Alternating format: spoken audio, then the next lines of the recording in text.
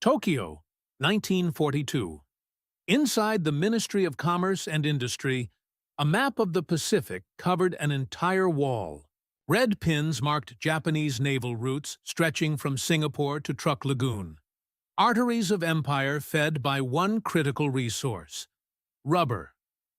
Rubber was life. It coated cables, sealed engines, cushioned landings, and gripped the decks of aircraft carriers. Without it, trucks didn't move, planes didn't fly, and ships bled fuel from cracked hoses. By spring, Japan controlled nearly 90% of the world's natural rubber supply. The plantations of Malaya, the Dutch East Indies, and Burma, all under the rising sun. To the Imperial Navy, this meant victory by default. The Americans, cut off from the Pacific, would soon be immobile. At the same time, across the Pacific in Washington, D.C., the news was dire. President Roosevelt's advisors delivered a grim assessment. The U.S. stockpile of natural rubber would last barely 12 months at wartime consumption rates. Civilian tires were already being confiscated. Every army truck, every bomber, every Jeep needed rubber, and none was coming. In Detroit, Henry Ford sat in his private office, reading a memo stamped urgent, strategic materials. His factories could build tanks faster than Germany, but without tires, they were useless. Rubber had become America's Achilles heel. Meanwhile, Japanese intelligence intercepted U.S. cables reporting industrial panic over the shortage. Tokyo's naval staff laughed. Admiral Nagano told his aides, "The Americans have their machines, but no materials. Let them build their tanks on wooden wheels." They believed it. So did Berlin. But inside a small laboratory at Ford's Dearborn Research Center, a team of chemists began working on something no one in Tokyo could have imagined: a replacement for rubber, derived not from trees, but from beans. Soybeans. Henry Ford had long obsessed with them. Before the war, he'd poured millions into agricultural experiments, convinced that the humble soybean held the key to America's industrial future. His engineers had already made paints, plastics, and even car panels from soy oil. Now, they were trying to make something far more critical: tires. In June 1942, a new formula was tested on a Ford truck prototype. The tires flexed, rolled, and gripped like real rubber. The secret lay in a polymerized oil extracted from soybeans, treated with alcohol and carbon black, flexible, durable, and cheap. When a sample reached the War Production Board, officials dismissed it as a curiosity. But Ford insisted. "Gentlemen," he said, "if the Japanese control the trees, we'll grow our own." By late summer, soybean rubber had become a military secret. Washington, D.C., July 1942. The nation's capital was in quiet panic. The Japanese had achieved what Hitler couldn't: a strategic stranglehold without firing a shot. The fall of Malaya and the Dutch East Indies had cut America off from nearly all natural rubber. Every mile of supply line, every tire, every seal, every gas hose in the entire military machine now depended on a vanishing stockpile. President Roosevelt convened an emergency cabinet session in the Oval Office. "Gentlemen," he began, holding up a tire sample, "we can build 1,000 tanks, but without this, they go nowhere." His science advisor, Dr. Vannevar Bush, laid out the figures. Before Pearl Harbor, the United States had imported 800,000 tons of natural rubber annually. With the Pacific now in enemy hands, that number had fallen to almost zero. The Army alone required 600,000 tons per year. The nation faced industrial paralysis within 12 months. Congress responded with the largest scientific mobilization in U.S. history: the creation of the Rubber Reserve Company under the Reconstruction Finance Corporation. Its task: find or invent synthetic rubber. Fast. 4 giants answered the call: Goodyear, Firestone, Standard Oil, and Ford. Each was assigned a material: butadiene from petroleum, Isoprene from ethanol and, in Ford's case, soybean oil. Detroit, Michigan. Henry Ford had been mocked for years as a dreamer who believed that farms could feed factories. Now, the government wanted his dream to save the war. At the Ford laboratories in Dearborn, engineers and chemists worked around the clock. Beakers bubbled with soybean oil, alcohol, and sulfur. The smell was nauseating, half farm, half refinery. In August, Ford's lead chemist, Robert Boyer, produced the first successful compound, a rubber-like polymer that stretched, rebounded, and resisted cracking under pressure. They called it soybean rubber. Number 6 Boyer's team mounted the material on truck tires and ran them across Ford's test track in Dearborn. Against all expectations, the tires lasted 30% longer than the natural kind. Henry Ford himself took the first test drive. When he returned, he struck the tire with his cane and said, "There's your jungle rubber, gentlemen," and not a leaf in sight. Word spread quietly through Washington. The War Production Board sent inspectors, and Ford's soybean polymer was declared militarily viable. Within months, the formula was distributed to tire manufacturers as part of a classified emergency program. Across the Pacific, Japanese naval intelligence picked up strange signals. U.S. scientists requisitioning massive soybean shipments from the Midwest. Reports reached Tokyo describing a rubber substitute derived from oilseed crops. The Navy dismissed it outright. American propaganda, scoffed Admiral Toyota. Rubber from food? Nonsense. Tokyo's analysts concluded that U.S. vehicles would soon be immobilized. The Japanese High Command even predicted that America's Pacific Fleet would be forced into defensive harbor operations by 1943 due to material exhaustion. But the reality on the ground, or rather, in the soil, was changing faster than anyone in Japan could imagine. By the end of 1942, soybean rubber had joined butadiene and styrene as part of America's synthetic arsenal. The nation that couldn't reach the plantations of Southeast Asia had turned its own farmlands into factories. By early 1943, the United States had turned its rubber crisis into one of the largest scientific collaborations in human history. The Synthetic Rubber Program, quietly coordinated by the War Production Board, involved 400 laboratories, 200 industrial plants, and more than 30,000 chemists and engineers. On paper, it looked impossible. The nation had never made synthetic rubber at industrial scale before. But the challenge became personal, not just scientific, but patriotic. In Iowa, farmers who once grew corn began planting soybeans by the millions of acres. Trains carried the harvest to industrial centers where new plants, built in less than 6 months, refined oil from the beans and sent it to chemical processors. Ford's Dearborn laboratory became the pilot model. The process they had pioneered with soybean polymers was now applied nationwide, blended with butadiene and styrene to create hybrid compounds that rivaled and soon surpassed natural rubber.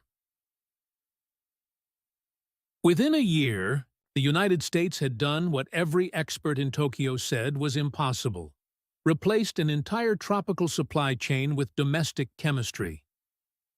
Tokyo, 1943. In the Imperial Navy's intelligence section, analysts reviewed intercepted radio chatter between American units in the Solomons. They expected to hear complaints about shortages. Instead, they heard logistics officers ordering fresh tires, immediate replacements, full stock. Rear Admiral Shigeyoshi Inoue frowned over the transcript. They should be out of rubber by now. Another officer replied, perhaps they captured British stockpiles. But British rubber stores had long been gone, sunk or seized. Something else was happening. A report from the German embassy in Tokyo arrived days later. Berlin's scientists had also noticed a strange trend. American vehicles captured in Tunisia were running on tires that were not natural rubber. They burned differently, smelled of oil and soy, and resisted cracking in the heat. German chemists believed it to be a petroleum polymer. They were half right. The farm became a factory in America. Henry Ford's soybean revolution had spread far beyond his laboratories. The Department of Agriculture built 40 new processing plants across the Midwest. Every one of them produced oil feedstock that could be polymerized into synthetic rubber. By mid-1943, over 70 million bushels of soybeans were processed annually, enough to sustain an entire war machine. Scientists combined soybean oil with butadiene gas derived from alcohol distilleries. The resulting mixture, called GRS, Government Rubber Styrene, became the lifeblood of U.S. industry. Each Jeep tire, each aircraft hose, each gas gasket contained a part of the American harvest. A single sentence in a 1943 USDA report summed it up. Where Japan has plantations, America has fields. Where they harvest latex, we harvest beans. Japanese miscalculation in Tokyo, confidence still reigned.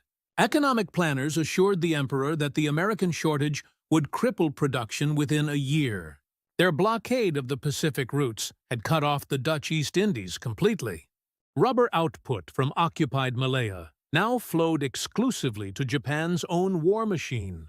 Tires for Zero fighters, seals for submarines, gaskets for destroyers. But the Imperial Navy began noticing a quiet crisis of its own.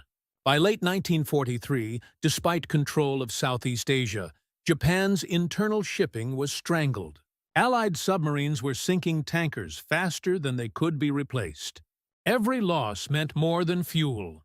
It meant rubber, oil, and hoses vanishing beneath the waves. One destroyer squadron reported that half its fuel hoses had degraded. Replacement stock was unavailable. The factories in Malaya couldn't produce fast enough. When engineers requested new supplies from Tokyo, the reply was bureaucratic silence. Japan still believed America was crippled. Yet the American war machine was accelerating.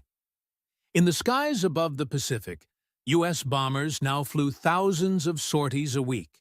Every tire, every gasket, every hose on those planes, born not from trees, but from soybeans. By 1944, America's rubber miracle had become one of the quietest turning points of the entire war.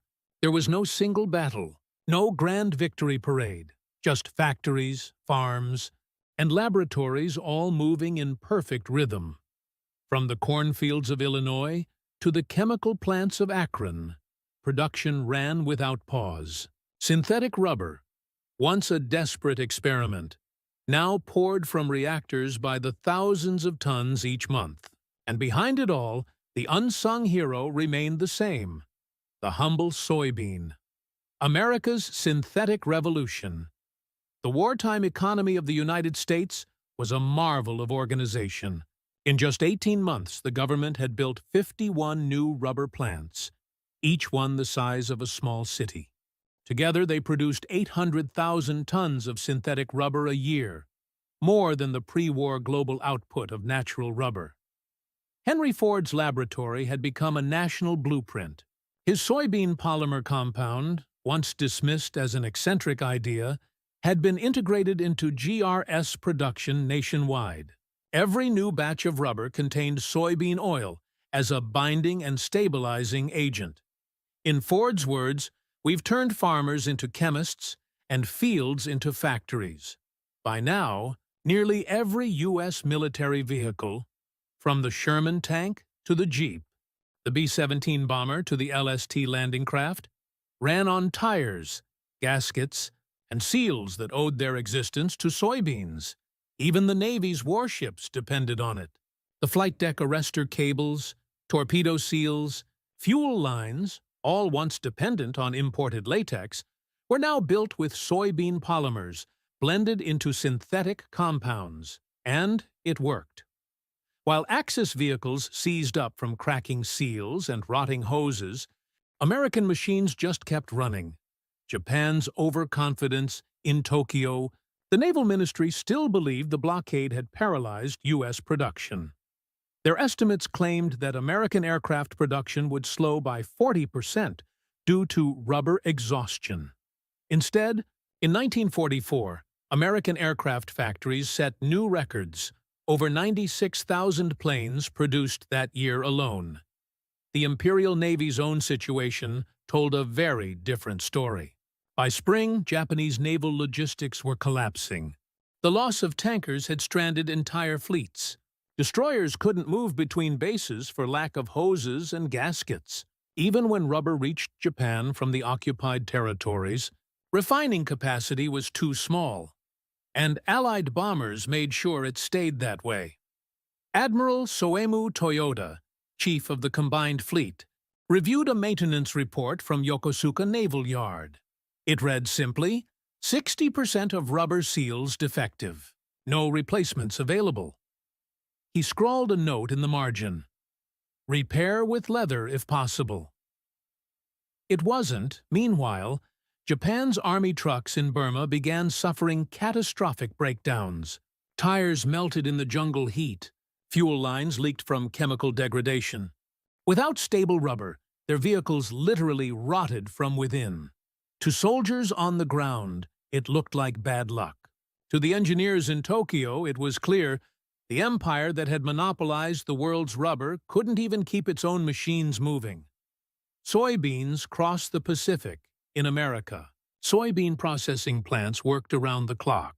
Farmers who once sold crops for livestock now shipped them to the war production. Ford's Soy Division. Each trainload of beans was another link in the industrial chain that kept America's war engine rolling. By Donfuati, mid-1944, synthetic rubber reserves had reached levels no one thought possible. 1 million tons in storage. The crisis was over. The war machine had found its new lifeblood. But in Tokyo, no one knew. Intercepted American broadcasts spoke casually of new tire models and rubber experiments, but Japanese analysts dismissed them as cover stories. To them, the idea that soybeans, a food crop, could power an industrial empire was fantasy. Yet in a quiet irony, Japan itself had long revered the soybean as the miracle crop. Now it was watching that miracle fuel its enemy's victory. By the dawn of 1945, Japan's empire had shrunk to a handful of islands and ghost fleets that could no longer sail. The grand dream of dominating Asia's resources had turned into a logistical nightmare. What the Imperial Navy didn't realize was that its most decisive defeat hadn't come from bombs or submarines. It came from chemistry and agriculture. Tokyo's illusion in January. Tokyo's naval engineers met inside an air raid shelter to discuss a growing crisis. Destroyers needed hose replacements. Tankers were immobilized for lack of fuel gaskets. Aircraft wheels cracked after only a few landings. The solution seemed simple: import more rubber from Malaya.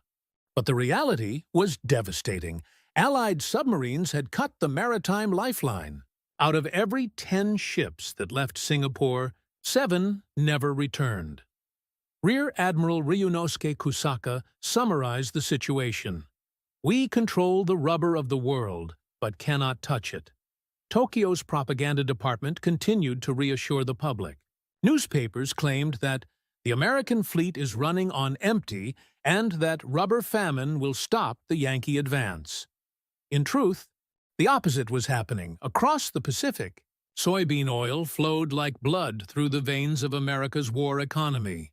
The soybean empire, from Kansas to Ohio. Soybean refineries produced hundreds of thousands of gallons of polymer feedstock every week. Freight trains moved it to chemical hubs where it was turned into GRS rubber, government rubber styrene, stabilized with soy oil and carbon black. The process was astonishingly fast. A single soybean refinery could feed enough oil to produce 50,000 tires a month. Ford's factories used the same assembly logic that had revolutionized cars to now churn out aircraft tires, tank treads, and truck seals. By March 1945, The U.S. was producing nearly 1 million tons of synthetic rubber annually, a figure unthinkable 2 years earlier. Farmers who once raised cattle now called themselves soldiers of the harvest. Their crops were ammunition. A propaganda poster captured it perfectly. A field of beans is a fleet of tanks. Japan's fading fleet as America's soy-fed machines surged forward across the Pacific. Japan's fleet began to literally fall apart. Fuel hoses on the cruiser. Tone ruptured during refueling. The aircraft carrier Zuikaku grounded after its hydraulic lines burst. Zero fighters were grounded at Yokosuka when tires disintegrated on the tarmac. Japanese engineers tried to compensate with latex harvested from Formosa, but the humidity and contamination made it useless. Substitutes like gutta percha and fish oil polymers were brittle and dangerous. In desperation, Tokyo ordered the recycling of old rubber from civilian sources, bicycle tires, raincoats, even medical tubing, but it barely kept the machines running. The Imperial Navy, once the pride of the Pacific, was now being dismantled by entropy. The silent triumph in the U.S., few outside the industry even knew how dire the crisis had once been. To the public, the rubber shortage seemed like a problem that simply disappeared. But to those in the laboratories, the soybean miracle was a victory as vital as Midway or Normandy. Henry Ford's engineers watched in quiet satisfaction as their soybean polymer compound became standard across all tire and hose production. Dr. Robert Boyer, the man who had synthesized the first soybean rubber in 1942, received a telegram from the War Production Board. Your compound passed naval stress tests, approved for fleet use. America had replaced nature with chemistry, and Japan had no idea. Tokyo's realization in April 1945. Japanese intelligence finally intercepted a U.S. agricultural broadcast mentioning record soybean yields contributing to wartime output. Analysts in Tokyo laughed at first, but when a translated USDA report arrived, detailing the use of soybean oil in synthetic rubber and plastics, the laughter died. One chemist whispered, "They've replaced our empire with their soil." By then, it was too late. The Imperial Navy had ceased to exist as a fighting force. Out of fuel, out of tires, and out of hope, its remaining ships were anchored permanently in harbor, their engines cannibalized to repair others that would never sail again. Industrial victory. When Japan finally surrendered that August, American investigators discovered what Tokyo had never admitted. Their logistics system had collapsed long before Hiroshima. A post-war Allied report concluded, by 1944, the Japanese Navy operated at less than 40% capacity due to material degradation. Tire and seal failure was the most common cause of mechanical loss. In Detroit, the War Production Board quietly declassified the soybean rubber program. The numbers stunned even veterans of the industry. Million acres of farmland redirected to soy cultivation. 5 billion pounds of soy oil processed. 80% of all U.S. military rubber made from domestic synthetics. The crisis that once threatened to immobilize the Allied armies had become one of the greatest scientific turnarounds in modern history. A lesson in adaptation. Albert Einstein once said that imagination is more important than knowledge. In 1945, that imagination had come from farmers and chemists, not generals. The empire that tried to control the world's resources was undone by a crop that grew in the American heartland. Soybeans had quietly changed the course of war. A miracle of biology turned into the triumph of industry. Tokyo's last surviving intelligence officer from the Wartime Economic Bureau later summarized it best in an interview. "We thought the Americans would run out of rubber. They grew more than we could steal."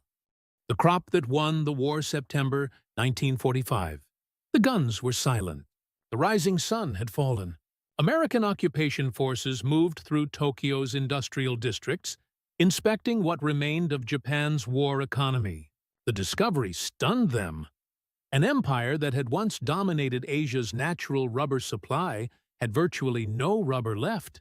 Warehouses were empty, factories dismantled, and naval stockpiles reduced to fragments of rotted hoses and shredded tires.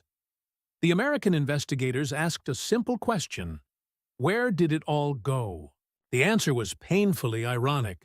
Most of it lay at the bottom of the Pacific, sunk by the very ships that had run dry trying to transport it. The silent weapon across the ocean.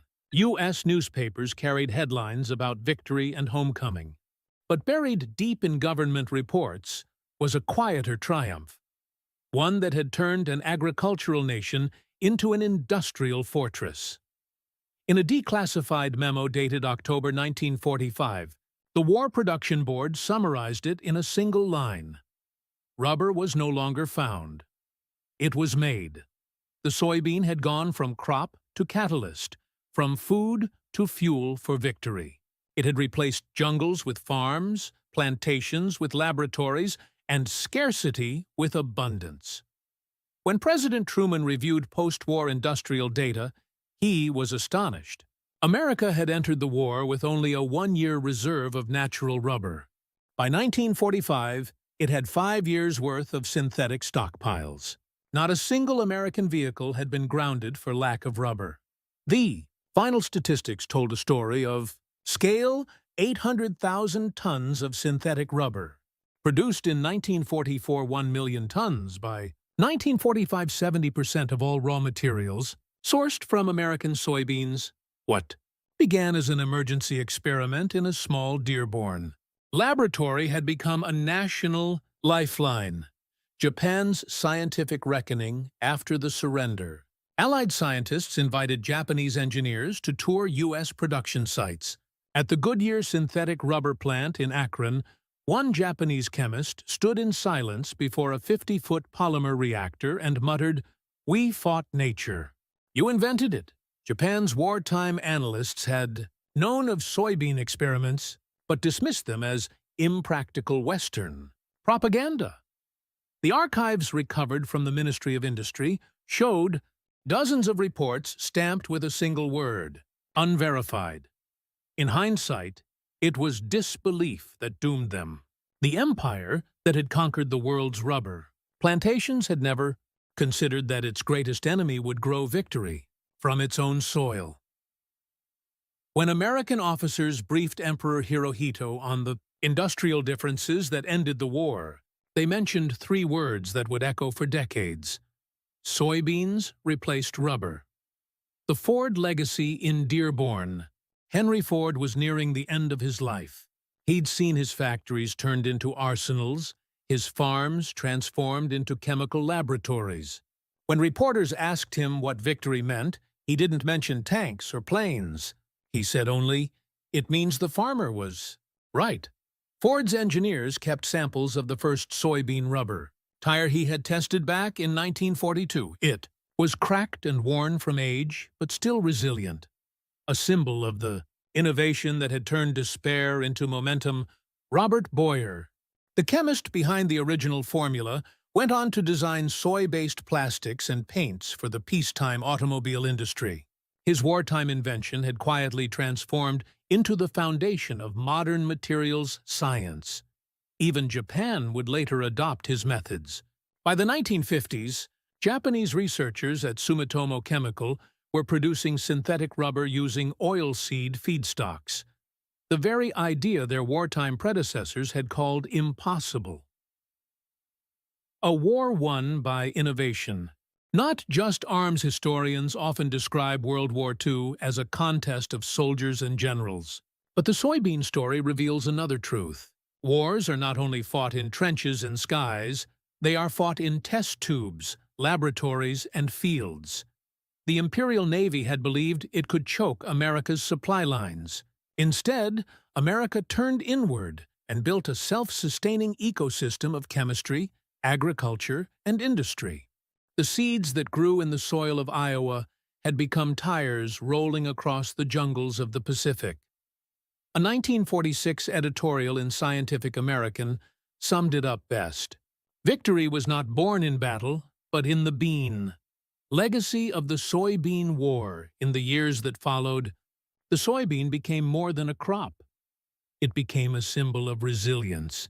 What had begun as an agricultural experiment now fed industries across the world.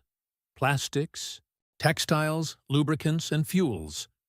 In 1960, when Japanese scientists published a commemorative paper titled Agricultural Chemistry and National Recovery, they opened with a sentence that paid quiet homage to their former enemy. The soybean saved the West, and it taught the East humility. Today, the story is almost forgotten, overshadowed by battles and generals. But in truth, when Japan's navy ran dry, it wasn't defeated by bombs. It was defeated by chemistry, by farmers, by scientists, by soybeans, seeds of a superpower winter, 1945. The war had ended, but in the laboratories and factories that powered America's miracle, the machines never truly stopped. The soybean that had helped win the war was now helping build peace. Across the Midwest, new chemical plants expanded the wartime synthetic rubber infrastructure. They no longer produced just tires and hoses. They made paints, plastics, lubricants, and foams. What had started as a desperate wartime experiment had become the foundation of the American century.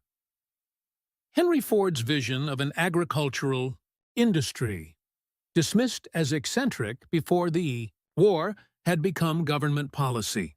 Universities received federal grants to study soybean oil chemistry. The U.S. Department of Agriculture's laboratories in Peoria and Ames became world leaders in polymer science. In 1946, a congressional report officially declared the soybean contributed more to wartime industry than any other agricultural crop in American history. And yet, few citizens knew how close the country had come to disaster. Japan's post-war discovery. In occupied Tokyo, teams of Japanese scientists worked under Allied supervision to catalog what remained of their pre-war industries. One of these men, Dr. Hiroshi Imai, a former naval materials engineer, found himself poring over Allied technical manuals on synthetic rubber. What he read left him speechless. Soybean oil, processed through alcoholysis and polymerization, had become the key stabilizer in America's massive GRS program. Where Japan had relied on the raw latex of trees, the U.S. had relied on the ingenuity of chemists. Imai later wrote in his diary, "We thought America's power came from steel and oil. It came from imagination." His team toured an abandoned Goodyear facility in Yokohama, repurposed by the occupation forces. There, an American engineer demonstrated the process using leftover wartime apparatus, beakers, condensers, and a single flask of golden soy oil. When the American poured it into a mixer and drew from it a lump of elastic rubber, Imai reportedly whispered, "This is how empires fall." From crisis to creedback in the United States, the philosophy that had driven wartime innovation became a doctrine for peace. Never depend on one source became the mantra of American industry. Where the Japanese Empire had sought control through conquest, the Americans sought control through creation. Rubber from beans, fuel from corn, plastics from coal, every vulnerability had been turned into an opportunity. The soybean rubber program became a case study at Harvard and MIT, not just in chemistry, but in national strategy. Students were taught how flexibility in science could outmaneuver any army. By 1947, Japan's scientists were studying the same lessons. The Ministry of Industry's Reconstruction Committee translated hundreds of American research papers into Japanese. Former imperial engineers who once designed aircraft were now building polymer reactors modeled after the Ford and Goodyear blueprints.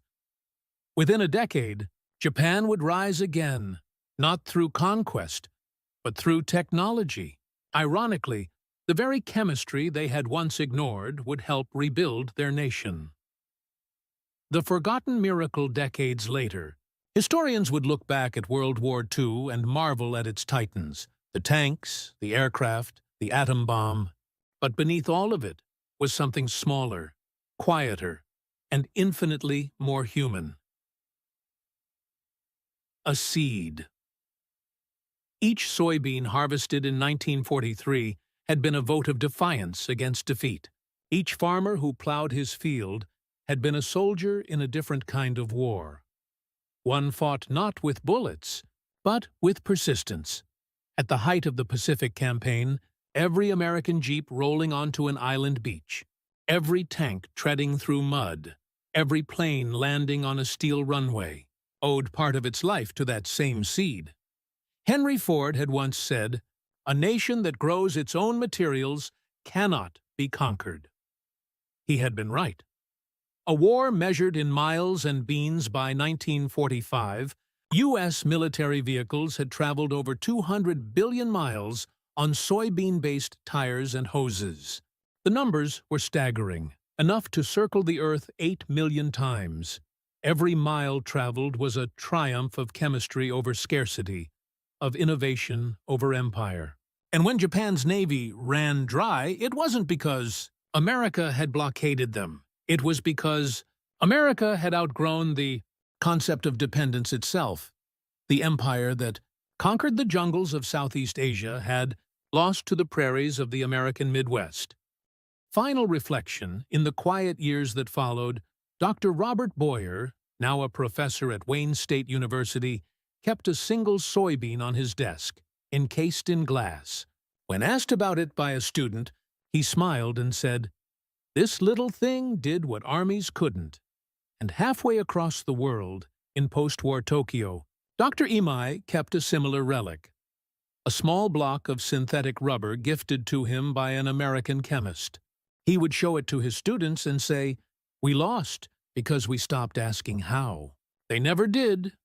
Two nations once at war now shared a single truth, that the power to adapt, to imagine, to grow, that was the true weapon of victory.